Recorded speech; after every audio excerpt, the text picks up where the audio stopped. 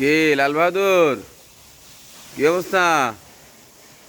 হ্যাঁ, এই একটু পরেই দানাদার খাবার দেবে, একটু পরেই দানাদার খাবার দেবে। আগে পায়ের নিচটা একটু পরিষ্কার করতে হবে। এই হচ্ছে চিত্তপুরি এগ্রোর সেই লাল বাহাদুর। লাল বাহাদুর খাবারের জন্য রেডি হচ্ছে, পায়ের নিচে পরিষ্কার করা হচ্ছে। হ্যাঁ, কি তুমি ভালো আছো? শুভ সকাল লাল বাহাদুর। লাল বাহাদুর এদিক তাকাও। শুভ সকাল। ঘুম হচ্ছে রাত্রে? এ হচ্ছে লাল বাহাদুর খাবারের জন্য রেডি হয়েছে। এই যে পরিষ্কার পরিষ্কার সর্বাগ্রে পরিষ্কার করা হচ্ছে।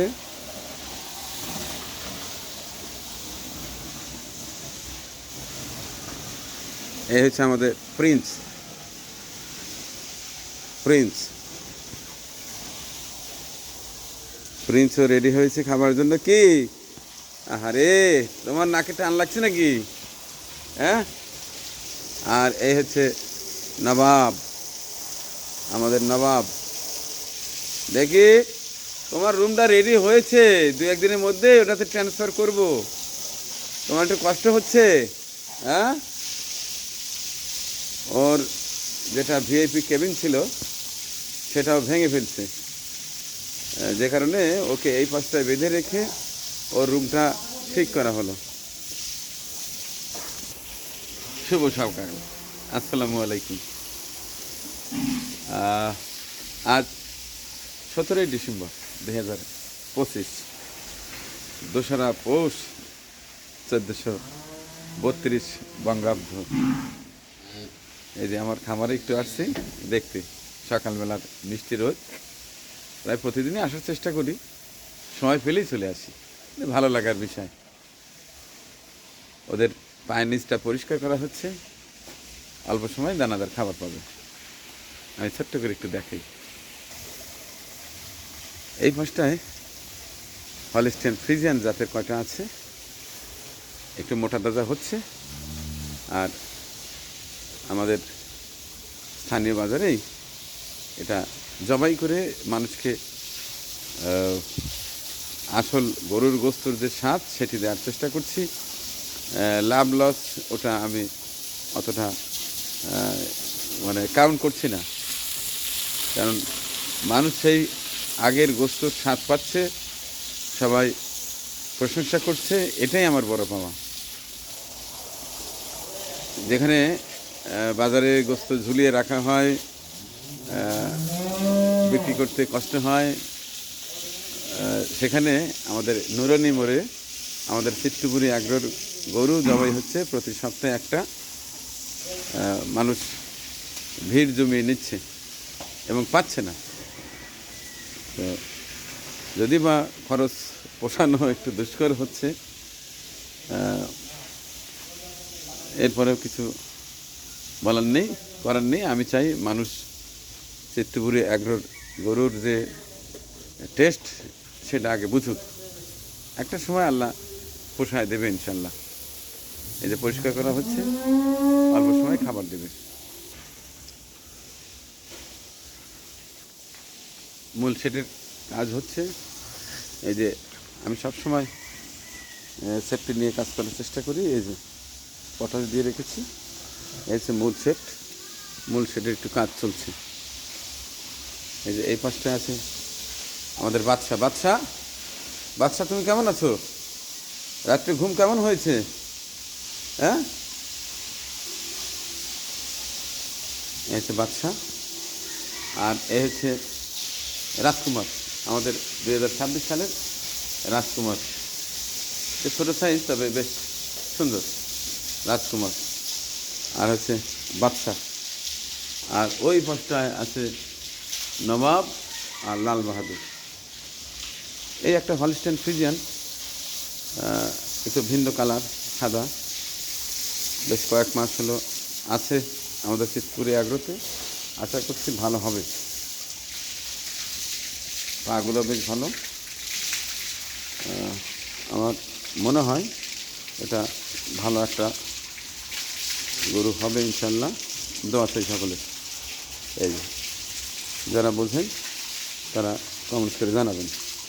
এই দেখুন পা বেশ সুন্দর।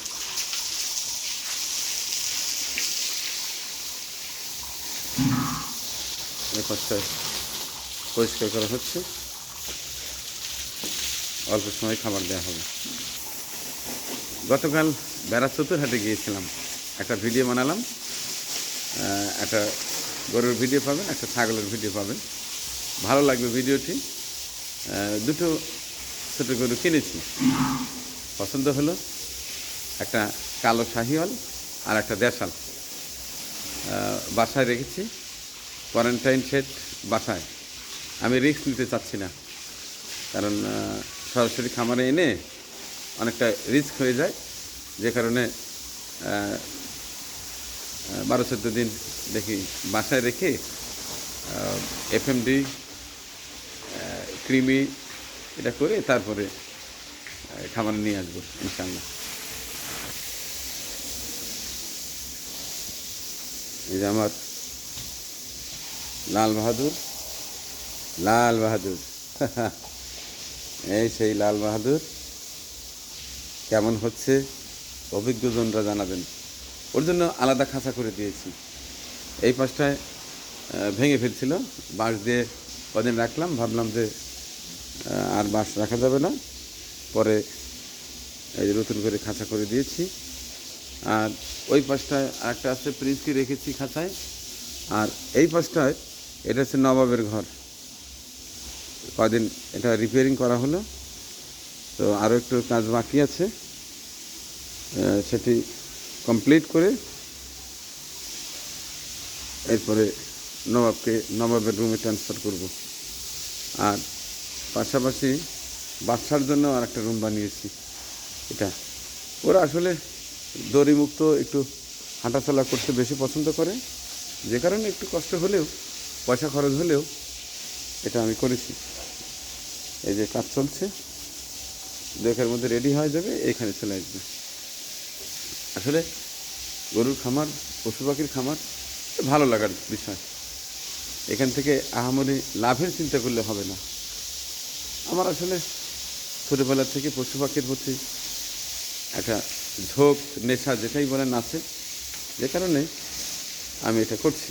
অনেকেই বলেন যে ভাই লাভ হচ্ছে না, তারপরে গরু পালছেন, আবার খামার বড় করছেন। আমি যতদিন বেঁচে আছি, বয়স হচ্ছে, একটা সময় এখানে এসে পড়ে থাকবো, যে কারণে আমার মনের মতো করে নেওয়ার চেষ্টা করছি। এখনও দেখুন আমার পুরো সেটটা ফাঁকা, খালি, হয়তো একদিন ধীরে ধীরে ধীরে ধীরে ভরে যাবে। কারণ প্রথমে তো সব কিছু হয় না, আগে স্থাপনাগুলো করছি, ধীরে ধীরে একটা সময়, পরে তো আর করতে হবে না, একটা সময় এটা ভরে যাবে। বিভিন্ন সাইজের গরু রাখবো, একেবারে মানুষের ক্রয় ক্ষমতার মধ্যেই যেন গরুগুলো পায়। যেমন 1 লাখ টাকার কোরবানির গরু রাখার চেষ্টা করব এবার 2026 সালের কোরবানিতে। এছাড়া সারা বছর মানুষের যে গোছের প্রয়োজন হয়, সেটারও ব্যবস্থা থাকবে। দেশি যে 7টা গরু ছিল, সেটা জবাই করে বিক্রি করে দিয়েছি। লাভ কত হয়েছে সেটা আর নাই শুনলেন, তবে লাভ যেটা হয়েছে সেটা হচ্ছে আমার এলাকার মানুষ সুন্দর গোস্ত পেয়েছে, খেয়ে অনেক প্রশংসা করেছে, এটাই আমার বড় লাভ। দোয়া চাই, দোয়া করি সকলের জন্য, যেন পৃথিবীর সমস্ত মানুষ ভালো থাকে, ভালো খায়, এই খাদ্যের যেন কেউ ভেজাল না মিশায়, সেদিকটা আমরা সবাই লক্ষ্য রাখব। ওই পাশটায় আমার কটা বকনা আছে। সুখবর, কদিন আগে হিটে আসছিল, সেটা দেওয়া হয়নি, আবার নতুন করে বোঝা যাচ্ছে। দোয়া চাই যেন কদিন দেখি, ডাক্তার সাহেবের সঙ্গে কথা বলে যদি বীজ দেয় তো বীজ দেব, দেখাবো আর একদিন বকনাগুলো।